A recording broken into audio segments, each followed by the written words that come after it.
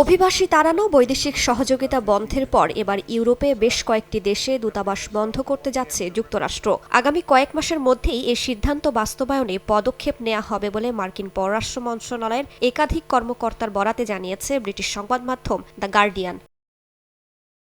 প্রতিবেদনে বলা হয়েছে, প্রাথমিকভাবে জার্মানির লাইপজিগ, হামবুর্গ, ডুসেলডর্ফ, ফ্রান্সের বোর্তো, স্ট্রাসবুর্গ, ইতালির ফ্লোরেন্স সহ কয়েকটি ছোট শহরে দূতাবাস বন্ধ করা হতে পারে। তবে এ বিষয়ে এখনো নিশ্চিতভাবে সিদ্ধান্ত গ্রহণ করেনি মার্কিন পররাষ্ট্র দপ্তর।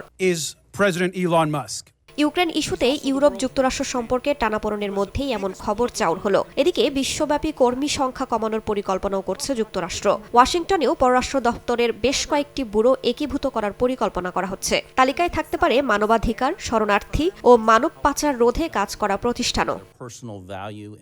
বিশ্লেষকরা বলছেন, বিশ্বজুড়ে কূটনৈতিক উপস্থিতি কমানো এবং ইউএসএআইডি ভেঙে দেওয়ার ফলে যুক্তরাষ্ট্রের বৈশ্বিক প্রভাব দুর্বল হয়ে পড়তে পারে। এর সুযোগে স্থান দখল করতে পারে চীন ও রাশিয়ার মতো প্রতিদ্বন্দ্বীরা।